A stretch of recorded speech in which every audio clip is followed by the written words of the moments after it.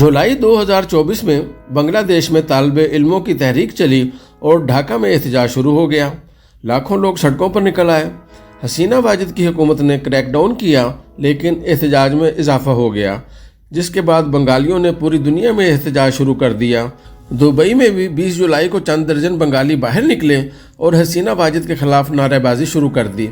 Dubai में हर किस्म के सियासी एहतजाज पर पाबंदी है, लिहाजा पुलिस आई और उसने मुजाहिरीन को मुंतशिर कर दिया।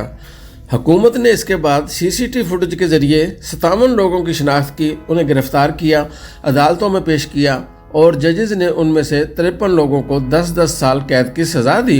ये एक्शन सिर्फ यहाँ तक महदूद न रहा, बल्कि दुबई हुकूमत ने बंगालियों को डिपोर्ट करना शुरू कर दिया और नए लोगों के वीज़ों पर पाबंदी लगा दी। इसका ये नतीजा निकला, इसके बाद कोई बांग्लादेशी सड़क पर नहीं आया।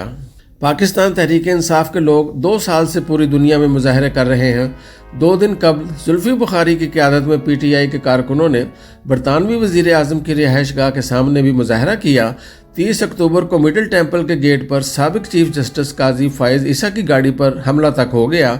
अक़वाम मुत्तहिदा के दफातर और वाइट हाउस के सामने भी मुजाहरे होते रहते हैं, लेकिन आपको PTI की तरफ से दुबई में किसी मुजाहरे की खबर नहीं मिलेगी। क्योंकि पाकिस्तानी जानते हैं हमने अगर मुजाहरा किया तो हुकूमत हमें पैक करके पाकिस्तान भिजवा देगी और इसके बाद हम कभी दुबई वापस नहीं आ सकेंगे। मैं फितरतन जमहूरी हूँ।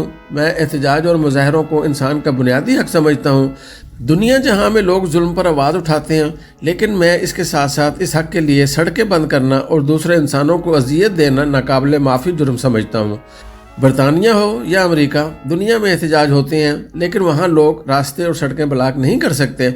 अगर कोई ये गलती करे तो फिर रियासत उसे मुरुंडा बना देती है, जबकि पाकिस्तान में शहर के शहर बंद कर दिए जाते हैं। KP के वज़ीर आला अली अमीन गंडापुर 8 माह से पूरा मुल्क बंद करने की धमकी दे रहे हैं।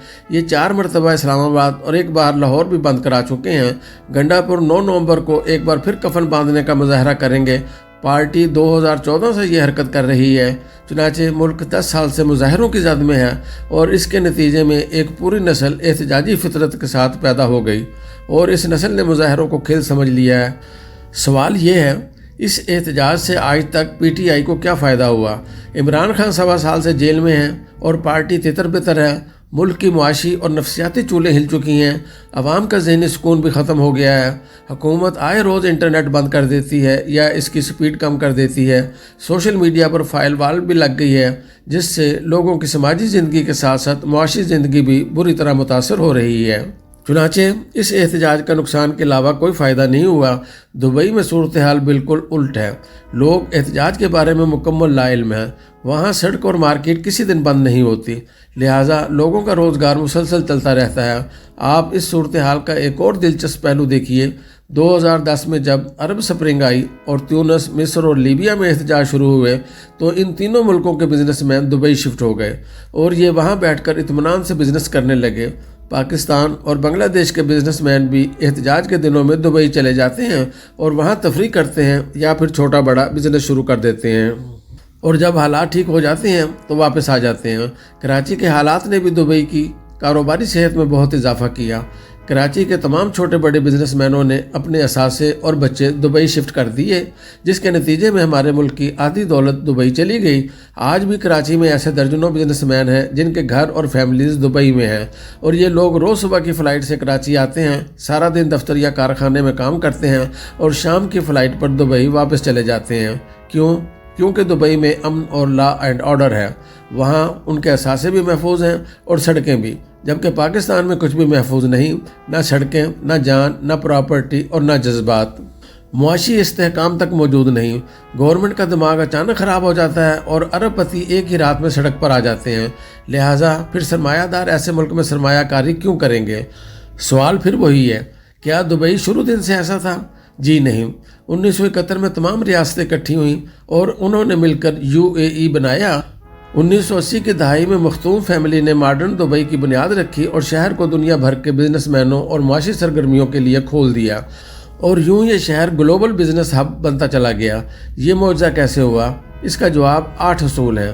میں دبئی ایئرپورٹ پر شیخ محمد کے دبئی کے 8 اصول دیکھ رہا ہوں۔ سلطان محمد بن راشد نے یہ اصول وضع کر کے ایئرپورٹ سمیت ملک کے اہم مقامات پر لگوا دیے تھے اور ان میں آج تک کوئی تبدیلی نہیں کی گئی۔ میں ہر بار ایئرپورٹ پر رک کر یہ 8 اصول پڑھتا ہوں۔ وہ اصول کیا ہیں؟ دبئی کا پہلا اصول ہے ہم UAE کا حصہ ہیں، اتحاد ہماری بنیاد ہے، لہٰذا دبئی نے آج تک یونین نہیں ٹوٹنے دی، یہ UAE کی دوسری ریاستوں کے ساتھ جڑا ہوا ہے۔ دوسرا اصول، دبئی کا کوئی شخص قانون سے بالاتر نہیں، آج تک دبئی میں کسی شخص کو قانون سے استثناء نہیں ملا، وہ خواہ شاہی خاندان سے ہو یا عام مزدور ہو، اس نے اگر جرم کیا ہے تو اسے سزا ضرور ملے گی۔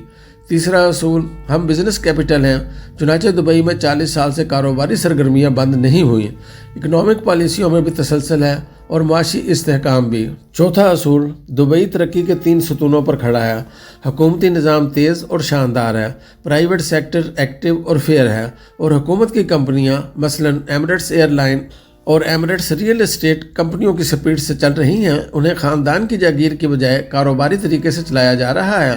معاشرہ لبرل ہے، کسی کو کسی پر اپنا مذہب یا عقائد تھوپنے کی اجازت نہیں، کوئی تبلیغ کر سکتا ہے اور نہ دوسروں کے طرز عمل پر اعتراض۔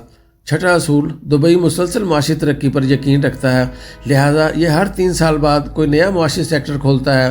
دبئی آج کل آرٹیفیشل انٹیلیجنس پر کام کر رہا ہے۔ ساتواں اصول، ہم لینڈ آف ٹیلنٹ ہیں، دنیا جہاں کے ماہرین اور ٹیلنٹڈ لوگ کسی بھی وقت دبئی آ سکتے ہیں۔ دبئی نے 2019 میں گولڈن ویزا شروع کیا۔ اس سکیم کے تحت دنیا کے تمام ممالک کے کامیاب اور مشہور لوگوں کو دبئی کا 10 سال کا ویزا مل جاتا ہے اور یہ خاندان سمیت دبئی آ کر کاروبار کر سکتے ہیں اور رہائش پذیر ہو سکتے ہیں۔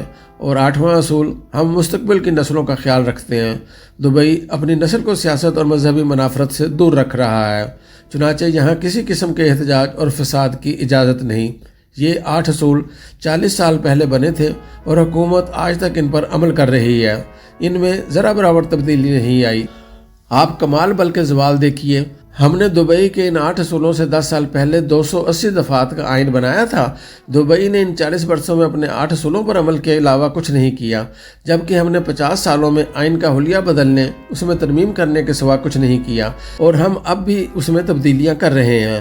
دوسرا، ہم نے 50 برسوں میں اس پر عمل کی جسارت نہیں کی، لہٰذا دبئی 40 برسوں میں گلوبل اکنامک ہب بن گیا، جبکہ ہم 50 برسوں میں عالمی بھکاری بن گئے۔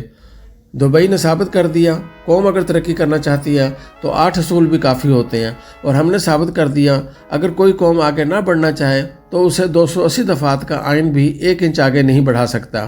لہٰذا میری درخواست ہے، اب مہربانی فرما کر آئین کو مزید بہتر بنانے کی کوشش بند کریں اور اس پر عمل شروع کریں۔ ہم عمل کی وجہ سے آگے بڑھیں گے، ورنہ دائرے کا یہ سفر ہمیں مزید صفر بناتا چلا جائے گا۔ اب صرف افغانستان اور سری لنکا بچے ہیں، ورنہ ہم باقی پوری دنیا سے مانگ چکے ہیں اور دنیا نے بھی ہم سے منہ موڑ لیا ہے۔ آپ کمال دیکھیے، ہم 50 برسوں 1973 کے آئین کی تاریخ سے یہ فیصلہ نہیں کر پائے ہمیں کس قسم کی سپریم کورٹ چاہیے، چیف جسٹس کی سلیکشن کیسے ہوگی اور ججوں کی کل تعداد کیا ہونی چاہیے، آرمی چیف کی مدت ملازمت کیا ہونی چاہیے، پولیس کا اصل کام کیا ہے، اس نے احتجاج روکنا ہے یا جرائم کا مقابلہ کرنا ہے، اسٹیبلشمنٹ ملک چلائے گی یا عمران خان کا مقابلہ کرے گی، اور اگر احتجاج کی کال آئے گی تو کیا ریاست کے پاس انٹرنیٹ اور کنٹینرز کے علاوہ بھی کوئی آپشن ہوگا؟ ملک کے لیے کاروباری طبقہ کتنا ضروری ہے، عوام پر ٹیکس کتنا ہونا چاہیے، اور ہم اپنی بجلی کیسے پوری کریں گے؟ آپ خود سوچئے، جو قوم آج تک یہ بنیادی فیصلے نہ کر سکی ہو، اس کی ترقی کا سفر کب اور کیسے شروع ہوگا؟ لہٰذا دبئی کا دوسرا پیغام یہ ہے، خدا کے لیے جو بھی فیصلہ کرنا ہے ایک ہی بار کر لیں، بار بار فیصلے نہ بدلیں، اس سے آپ کا سفر مزید کھوٹا ہو جائے گا، آپ مزید خسارے کا شکار ہو جائیں گے، اور آپ کو 280 کی بجائے 8 اصول چاہیے، بس ان پر عمل ہونا چاہیے، آپ پھر آگے بڑھیں گے۔